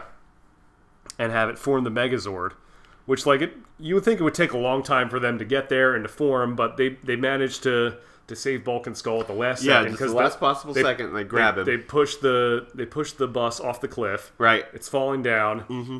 These giant rock quarries that Angel Grove has. So the bus is falling down. The Megazord just catches it and sets him up there. And they did have this one moment which I legitimately laughed out loud. It was in there, like, as the bus was about to fall off, Bulk was saying, "It's like, I want my mommy." And Skull's like, "I want your mommy too." I genuinely laughed out loud at that. That's pretty good. I feel like they probably had all like the corny jokes they have on there, like that one I actually laughed at. People in the backstage would have been laughing at that one. For sure. That's one for the parents. Yes, exactly. That they put in there. Like, all right. These Power Rangers is pretty funny. Yeah. She's trying. So Alpha's trying to get Zordon back on there. Green Ranger he's trapped in the force field. Right. Kind of taunting him, but he can't really do anything. Yeah, he's sitting there still laughing. Yeah, a lot of evil laughs going on. JDF loved that evil laugh. He loves it, man. He's just really just chewing up the scenery. Mm-hmm. So Rita makes Scorpina grow giant. Yeah, dude. And she looks even more monstrous. Yeah. Kind of clever how they did that. I guess that was supposed to be maybe her true form or whatever. Exactly. They never really explain it, but... I think, even though this is all about the Green Ranger, I think Scorpina is pretty much my favorite part of this whole thing so far. Like, she's a really solid villain. Yeah, I like her a lot. So, she and Goldar are double-teaming the Megazord. Mm-hmm. Zordon's coming in and out, and, like, he clearly knows that Tommy's the Green Ranger. Yeah. No one else does. Not even Alpha figures it out, but Zordon knows somehow. And so, finally, Rita manages to transport Tommy out of the force field, makes him giant, too. Yes, smart play. That was great. That was awesome. And that again, another first. They're triple teaming the Megazord. Rita gets this this solar eclipse thing. Yep, which is pretty wild that she can do that. It's Rita's pretty powerful, man. Why not lead with that? Yeah, you know, you gotta wonder about that. Like this, why is this your last? I'm thinking resort? she's powerful. She's just not very smart when it comes to planning. She doesn't. Yeah, she doesn't know how to organize things well. It seems. No, otherwise, like you would think she'd be able to do whatever she wanted. Mm-hmm. So apparently, the solar power is depleting the Megazord. Yeah. We find that out in this miniseries, whatever. Yeah, they kind of throw that in, and I'm okay with it. And like at one point, they're just beating the crap out of the Megazord. The ground opens up, and the Megazord falls into like molten hot magma. Yeah, it falls like into the core. It's like the Earth's like core. And pretty much. Yeah. I mean, the Rangers manage to escape, demorph. They're knocked down, and you see this shot of like each Zord just kind of like going into the fire. Pretty tragic, actually. Yeah. It really was. You could almost hear it like roaring and stuff like that. They're making noise. It's almost like they're living beings. It's kind of crazy how they... Now, I don't know, like, are they still able to morph even without the Zords? I don't know how that works. I mean, I guess. They got knocked down but they immediately like demorphed and they're looking at it. I don't know. Like, I'm assuming they can, but... I mean, that's a big part of their arsenal. Yeah, so maybe exactly. It's important, and so they're just devastated at this point. They go back to the command center, and and they're like, "Oh man, Rita won. There's no way we can come back from this." Yeah, pretty solid win for Rita for sure. But like even Jason, being their leader, he's like trying to motivate them. He's like, "Look, even if we have the smallest percentage chance of doing this, we still need to keep fighting because." Who else is gonna fight them? It's true. It was a good kind of like trying to motivational moment. I mean, look, he wasn't. Austin St. John wasn't the greatest actor at this point. Yeah, honestly, the fact that everybody's kind of down and everything, and then he's just all of a sudden just like super chipper. It was a little bit jarring of a little bit, but I mean, right. in his defense, I mean, he wasn't a trained actor. I mean, he really gives it everything he can. And it's not unwatchable or anything like that. I mean, it's great. I mean, for what it is, it's fine. Like, the acting's fine. I haven't really had a problem with it. But I think they managed to get Zordon's signal back almost all the way, but Alpha says the computer took readings of the Green Ranger's identity when he was in there, and they reveal on the viewing globe in this like pixelated thing that it's Tommy. And they are all shocked. They're like, what? That, I don't necessarily... I mean, yeah, it makes sense because they're trying to say, oh, they don't know how to... But they treat it like you don't know it's already Tommy. Like, the way they shoot it and everything, it's like, surprise! It's such a big reveal, like... And at this point, I'm like, okay, how do you guys not even suspect that it might be the new kid? Even ignoring the obvious, oh yeah, he wears green and everything, and his voice. But like stuff. A lot of stuff he does coincides with the Green Ranger showing up. Exactly, like he's never around when the Green Ranger is around, stuff like that. It's just like, I mean, like you could at least put him as one of the suspects. Just get him on the board at least. Right. Yeah, get him on that TAC board for sure. At no point were they saying I knew there was something funny about this guy. Yeah, they're completely just blown away, and I'm just like sitting there like. It's a good thing these guys aren't especially Kim, obviously, because she's poor Kim. oh, little Kimmy, you poor thing. Oh, poor Pink Ranger. Yeah, but yeah, it's just that's how it ends there. And that's the to be continued part. Yeah. We officially find out that Tommy is the Green Ranger. Yeah. So we're gonna move on to part 5, the final part of this journey that we've been on. It's amazing. The epic conclusion. It's called Breaking the Spell. All right. So we'll see how they break the spell in this one. Okay. Yeah, that was awesome. So we're finally at the end, breaking the spell.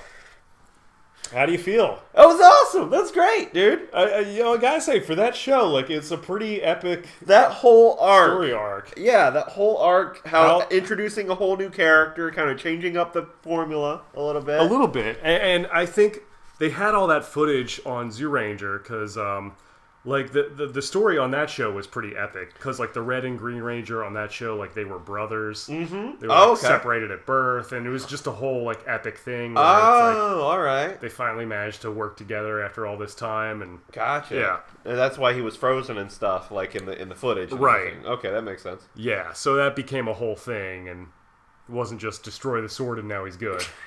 You know. It was pretty ridiculous. I mean, the plot itself wasn't great. I mean, obviously, it's Power Rangers, but yeah. This one, I honestly, all in all, this wasn't the strongest. I mean, it had a lot of good stuff, but it was a good conclusion. This wasn't the strongest episode itself. I'd say the strongest episode is probably a tie between the last one, the fourth one, and the first one. Mm-hmm. Like, fourth one and first one were the two strongest episodes in the this one, they were just trying to wrap everything up. Yeah, they kind of wrapped everything up and introduced some new things, and yeah, it was really good. So let's go to the top of the episode. Yep. They're in the command center, just beside themselves. Yeah, they're so downtrodden. And they're just in disbelief that it could possibly be the new kid, Tommy. So much where they're like, are you sure? Are you sure the guy... I'm sorry. Do you think the computer might have made a mistake and... You know, where it's like all the signs are there. They're pointing right to it. Yes, I'm sorry. Like, Power Rangers are great and all, but I will say this, their strategy really isn't their game. Like, they cannot wrap their minds around the fact that this new kid could possibly be... A kid like us is the bad guy? Like, it's unbelievable. Sure it wasn't the principal, or... Right? Oh, my gosh. But then they kind of finally accept it, and Jason is like, all right, well, we have to save him. We have to break the spell. And again, they talk about this guy like they've been friends for years, and they haven't. Yeah, they barely know the guy. They just met him at the beginning of this arc, which was what, maybe 5 days? I don't know how the time... Yeah, I mean, I don't know how much time has passed from, like, the tournament where they first had... Right. You know, that, but... Second of all, do they know... Like, was it ever expressly told to them that it was a spell that he was under? No, they just immediately assume, oh, well, he must be mind-controlled. Yeah. They don't think, like, maybe he's just really a bad guy. Yeah. Or, for all they know, he might not even be human. Like, you know, exactly. They don't know where he came from. Exactly. Like, they might be... But, you know, we're not writing Power Rangers. No, they just immediately give him the benefit of the doubt. Which, you know, I guess ultimately they're right, but... Yeah. It's not great. So back in the moon base, Rita and the rest of her crew they're having a party. They're sipping, like, they have cocktail hour, basically. Yeah, man, they have these wine glasses. Like wine glasses, they're probably plastic, but that's fine. Yeah, that's fine. Yeah, they're sipping on probably some sangria. I don't know what they're having up there. Whatever vintage Rita likes, I don't know. Could be lamb's blood for all we know. That'd be pretty metal, actually. That would be. I mean, the last episode got pretty metal with, like, the black sun and stuff, so yeah. Right. They're like, all right, well, we finally defeated the Power Rangers. Now we can invade Earth and do whatever it is we originally wanted to do. Uh-huh. So Alpha's back there. He's still kind of, like, panicking because, like, he thinks the Rangers are giving up and he can't get Zordon back and he doesn't know what to do. But, like, you know, they finally manage, like, okay, like, we're still going to fight. Yeah. We're still going to fight back and try to try to save the day. So... Mm-hmm. Jason suggests that they split up and look for him. Not a great plan. No. I mean, like, you have the numbers. You'll definitely want to have and you know this guy's dangerous. You'll want to have you want to have all hands on deck at this point. Something you learn about playing, like, RPGs and everything like that, like multiplayer stuff. Don't ever split the party. No. It never works. No. It never works out. No, don't do it. No. And, but they ask, like, what if he's at the moon base? And they suggest, well, he waited out, which... Okay. I mean, I'm wondering if they don't know where Rita's palace is. They must not. Because they never, like, mount an offensive there. No. And maybe Zordon doesn't even know where it is. I don't, like... Well, the thing is, I noticed this at the end of the episode where they kind of go over the 3 rules again. Mm-hmm. They are meant as a defensive force. Like, yes. I guess that's kind of their thing. They're very reactive. They're not very proactive. No, they aren't. Like, they're not out there, like, fighting crime. No, they're not. They're just kind of waiting for monsters to show up, and they're like a disaster relief force, pretty much. Pretty much work as. You know, which, I mean, nothing against that, but it's like also like you also have the ability to do a lot better by being a little proactive with your defense too. Yeah, they never really go into that like in the show, but it's like I think like if they were gonna make a sequel to like the movies that came out, they should kind of tackle those subjects. That would be interesting. That would be very interesting. I mean, maybe it kind of goes beyond what Power Rangers is. But at the same time, I think that'd be a good idea. Right. But, I mean, I don't want to get... No.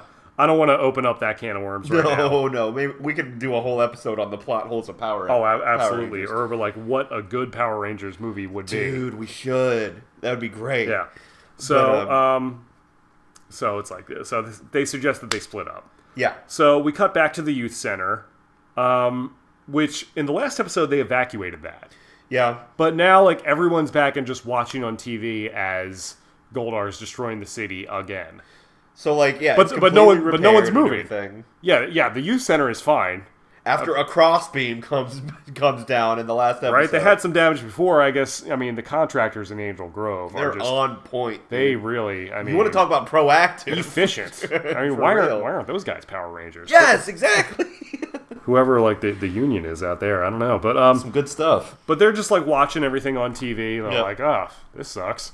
Yeah, there's just like Goldar's out there, and just like, oh wow, well, I guess we should stay in here. So Kimberly goes there. She asks Ernie, and he's like, oh, Tom, the new kid, right? Yeah, no, I think he's working out over there. Mm-hmm. So she immediately goes into like the gym area, and Tommy's there on a machine. The most intense workout face I've ever seen. Right, he's into it. First of all, he's in like jeans. Yeah. And that's super weird. And yeah. Tank top. Mm-hmm. And he's just like pushing up some weight. Yeah, it's just like on this weight machine. It's like a Nautilus type machine. Pretty much. He's on his Bowflex, man. He's working the heck out of that thing.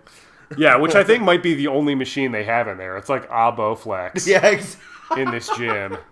So, exactly. I mean, that's efficient, I guess. Yeah, so this is like the most cheap gym you've ever seen in your life. Yeah, man.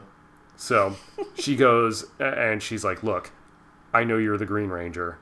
And he says like, oh, well, I know you're the Pink Ranger. Throws it right back at her, dude. He's like, I am going to kill you and all your friends, and there's nothing you can do about it.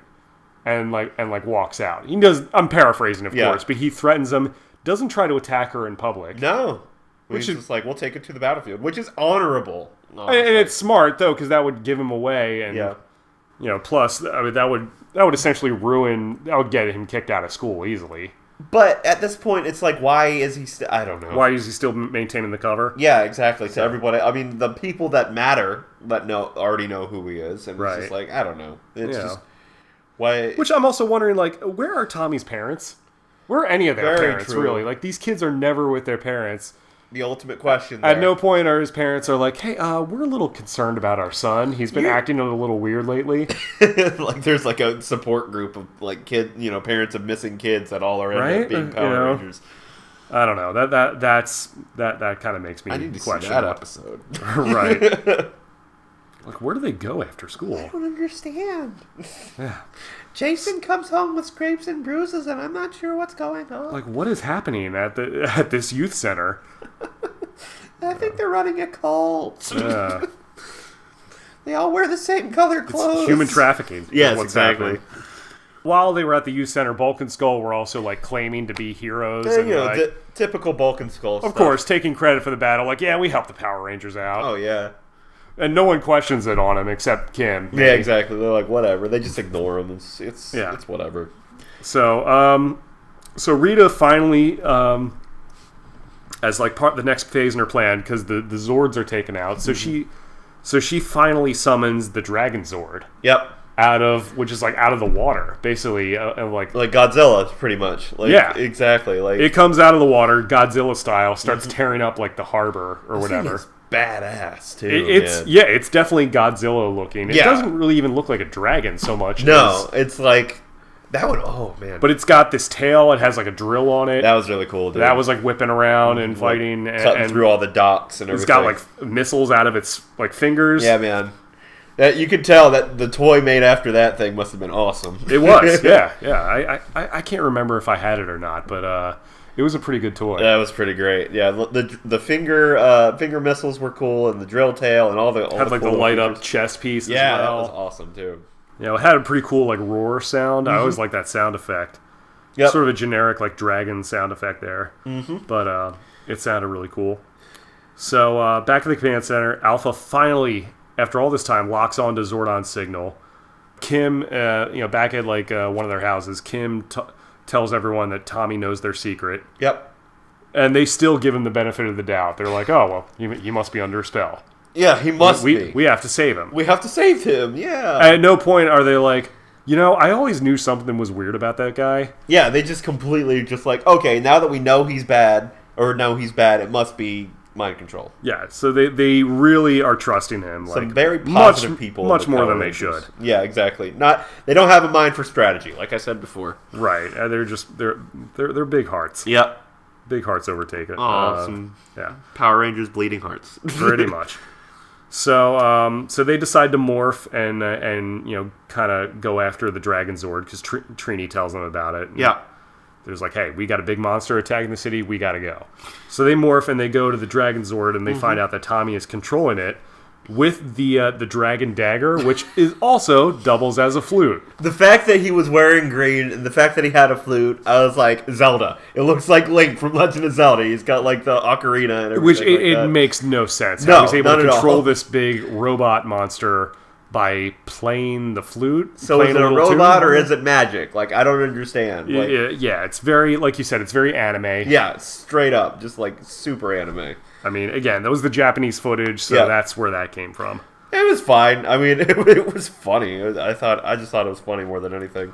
So, cut to the command center. Zordon is back online fully, and he brings the Zords back out of that like molten lava. The ground opens up again, and like they the come Zords, out like their power coins start to glow, and they immediately transport into it. It was a pretty cool sequence. That was awesome. Yeah, it was really cool just seeing them come out of the ground and seeing them all come together. And we actually get some Zord fighting. Yes, like not just Megazord. Zord on Zord. Yes, like Zord on Zord. Like you got you have the T-Rex Zord and the Dragon Zord fighting each other. Yeah, 1-on-1. It was before they combined to fight the Megazord. Exactly. Then when the Megazord kind of came together, it started just like beating up the Dragon Zord. It was just no contest, just straight up. Which it was like, maybe that wasn't a good strategy on Rita's part because she made Tommy giant in the last one himself. Yeah, she made Tommy giant first of all. She had Goldar and she had Scorpina, and they won. Yeah, they beat him.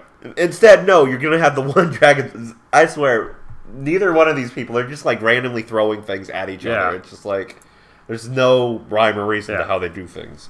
So there was this one funny part where the Dragon Zord was knocked down, and like you hear like Jason calling from the cockpit, "Give it up, Tommy!"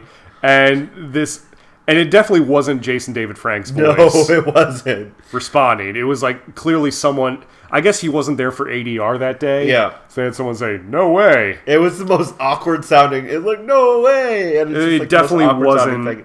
First of all, and second of all, he wasn't even in the Zord. Like, I don't understand why they had him say it when he wasn't even in the Zord. They made it look like he was in the cockpit of it, but he wasn't. He was just kind of fluting it up out there and just controlling it that way. So Tommy's on the ground. Jason wants to go down there 1-on-1. Doesn't bring the rest of the crew with him. No. Just dives down, and they have like a pretty epic battle. Yeah. Just 1-on-1. It's pretty back and forth, a lot of powers, and Jason has his blaster, and Tommy has the Dragon Dagger and the shield, and it was pretty cool. Like, at one point he uses the Dragon Dagger to he plays the Dragon Dagger. It brings up a force field or whatever, and Tommy or Jason has this blaster and things. Yeah, he has. Yeah, he's trying to shoot him. And but Jason manages to beat him. Yeah. Like, Jason is the only one who's managed to beat Tommy in the entirety of this show. Yep, and they're pretty evenly matched too, so it could have gone either way too. Yeah. So it was. Yeah, but Jason managed to get the drop on him, knocked him down, overpowered him, and then took out his blaster and blasted the sword. And I will say that was a little anticlimactic. And disintegrated, and that's what broke the spell. Yeah, that was it. I was under the impression that the sword kind of intensified the spell. I didn't think that it was. I thought that maybe it was definitely the MacGuffin of this entire thing. Exactly. So the sword, what it was. So once the sword, which looked cool, unfortunately that had to go. But the sword got disintegrated immediately, just Tommy snaps out of it and demorphs too. Which is funny. So the rest of them demorph. They kind of they try to help him back up and be like, you're free with the spell, and he's. He immediately realizes what happened, and he's very sorry about it, as you would expect. He's like, "Oh my god, what have I done?" Yep. Which, it's a good thing they gave him the benefit of the doubt, I guess. But it's just I mean, they were lucky that panned out. Yeah, exactly. Or he could have been lying and gone even full deep cover. But so they're immediately trusting and they're instant best friends. Oh yeah, let's shake hands and be buddies. Yeah, they're join the team. You've got the power now. Which I'm like, wow, that's kind of convenient that he managed to hang on to the power coin and that it's still not controlled by Rita in some point. How about a little probationary period? What's to stop her from taking control of that again? Exactly. Either use it on him or transport it out. Yeah, I want a probationary period for Tommy. I want him to kind of, get some training wheels before he's officially a ranger. Right. Bro, why don't you take a knee a little bit? Yeah, exactly. We got to ask you some questions. Yeah, there needs to be some vetting. But no, they're instant join the team. You're here, man. And so they morph and have a big. It's great. It's fine. Yeah. So they morph, and you see the Dragon Zord in battle mode or fighting mode. You see that combined to make a new Megazord essentially, which looked really cool. You know what? But they didn't really fight anyone. The fight was over at that point. It's just kind of as a last flourish, they just kind of show the Dragon Zord. And honestly, if I'd have seen the Dragon Zord and I was part of the Power Rangers, I was like, you know what? You can be on the team just for that. We want that Dragon Zord. Oh, you're bringing that to the table? Okay, yeah, you're in. Cool, awesome. It's like the guy with the cool car. It's Fair just enough. yeah, you're part of the team. You're in the band. Exactly. For sure. You brought the tour bus, so. And I guess another part, when they finally all joined together, Zordon randomly mentioned a prophecy. Yes. He's like, Alpha, we're witnessing history. The prophecy has come true.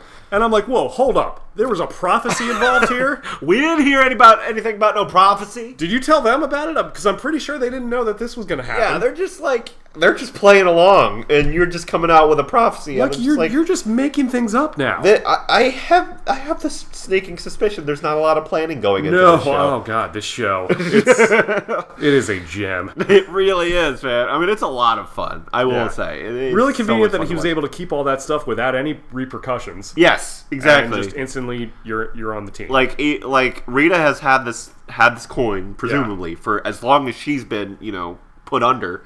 Mm-hmm. And so, which is thousands of years. So you'd think she would put some precautions on how, Which, I mean, they deal with stuff like that in later episodes. Oh, do they? Okay. A little bit here and there. But they bring him back to the command center to kind of officially welcome him to the team. Now, does the Green Ranger become the leader, or how does the dynamic work? He stays with them. Eventually, in there's an episode arc where it's they cast Rita casts a spell to take away his powers. Okay. So that becomes a whole thing. In the Japanese show, the Green Ranger dies. Wow. They obviously don't do that in this one. Man. So they just do a thing where it's he takes away his power. And eventually Tommy, because he was so popular, kids were devastated. They were writing into the show.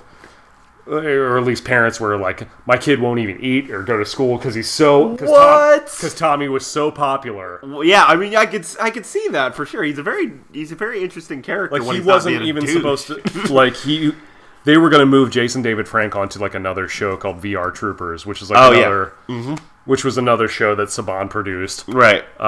He was so popular that they had to keep him on. That's awesome. I mean, through season 2, but eventually they took the costume footage from the next season of Super Sentai. It was called Die Ranger, and that's where they got the White Ranger. Okay, so that explains why the Green Ranger becomes the White Ranger, because they wanted Tommy back. That happened later on in season 2. Okay. So, and I guess eventually he became the leader or whatever. And that was right around the time where Austin St. John and Twee Trang and Walter Jones were leaving the show. Oh. So it was a weird transition period there. But Jason David Frank was still on. Yeah, and Amy Jo Johnson and David Yost, they stayed. Okay. So David Yost even stayed after that point. Yeah. Okay. He was around until the 4th season. Oh, wow. Dude. Yeah. Dang, dude. That's awesome. So... that's what happened with that. So he joins the team. They all have a big hands-in moment. Yep. Jump up in the air. Power Rangers. And freeze frame. Yes. End of episode. It was great. So that was it, man. That was Green with Evil, the 5-part. I liked it. How do you feel about it? I genuinely enjoyed it. Wow. A lot of the... I didn't think I would enjoy it as much as I did, to be honest. I was like, it's Green Ranger. But they had a lot of great battle scenes.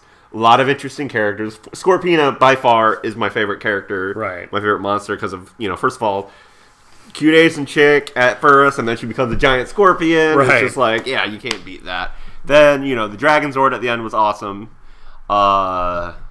Obviously, Jason David Frank, his martial arts skills were great. Like, the first scene where he fought the putties was awesome. Was probably one of my favorite scenes as well. For sure. Yeah, just like he just completely. I would argue that, like, if it wasn't for this episode, Tommy from here on out is almost like. I almost like. There's a term for this kind of character. They call him the Mary Sue. Yes. He's the Gary Stu. Yeah. Basically, he shows up and he is great at everything. He's just automatically good at everything. Immediately the most popular, gets the girl. Oh, the really? whole thing. Yeah. Yeah, he and Kim kind of become a thing. Oh, do they? As All you'd right. expect. Yeah, of course. Yeah, you see that coming. But yeah, that's awesome. Yeah. But I enjoyed it for what it was. I very much season 2, it basically turns into the Tommy show. He just becomes so popular. That's funny. It's so crazy how things like that affect the direction a show. He was goes. basically the Fonzie of a Power Rangers, where it's like he wasn't supposed to be the main character, but he just kind of became the main character after a while. It just evolves that way just because of the writing and everything. That's awesome. Yeah. So there you go. So. Hope you guys enjoyed listening to that. Seamus is at Celtic Kraut 75. That's me. Celtic Kraut 75, Silmaridiots, usual stuff. Yeah, the Silmaridiots is his podcast. Yep. They talk about Tolkien and Lord of the Rings. Yep. He and his brother do it. Got a couple things coming up in the new year, hopefully. We'll see what happens. Don't want to make any official announcements yet, but just keep your ears open. For sure, man. You can follow me on Twitter at JackXConnor. Like me on Facebook, facebook.com/JackConnorMusic. Vertebraker is my band. We're on Facebook as well, and I'll leave all the links in there. Mm-hmm. Hope you guys enjoyed listening to that. This is, again, this one probably wasn't as funny as some of the other standalone episodes, which there's a lot to unpack in all those. Yeah. This one, it was a little more serious. I feel like I just enjoyed this one in general, more just not just for the fun. There wasn't a lot of funny stuff in it, but it's just like, it was just good. It was just a good but I feel like this is something we kind of had to do just because Tommy was such a huge character, and this is just such a legendary miniseries. Yes. That, I'm sure that, like, Ranger fans want to hear about it. Mm-hmm. So, if you guys are, like, Power Ranger fans and listening to this for the first time, welcome. You can go back and listen to some of the other ones we've done. I'll try to put up, like, a playlist on the YouTube channel just to organize all that stuff. We did a review of the movie. We did the pilot. We did Food Fight. That was one of the Pudgy Pig episodes. Mm-hmm. We might do some more. Leave some comments and some requests because... obviously we don't have time to do every episode. Right. If you're looking for that, I would suggest Ranger Danger podcast, rangerdcast.com. There's two guys out of Australia, Matt and Michael. I'm still trying to get those guys on my show. That would be a great get. Go and check out their episode. There are a few podcasts out there that review every episode. Mm-hmm. I don't think we're going to do that because there's so many of them, but... I would definitely like to do more because there are a lot of episodes of this show that are just absolutely just crazy and so much fun. It's so much fun to watch this show with adult eyes and just break it down and just it's hilarious. It's accidental comedy. It really is sometimes. It's just, I find myself laughing out loud at a lot of things about it. So that's it. We hope you enjoyed the show. Thanks for listening. This has been the Phoenix Report. I'm Jack. He's Seamus. We'll see you later.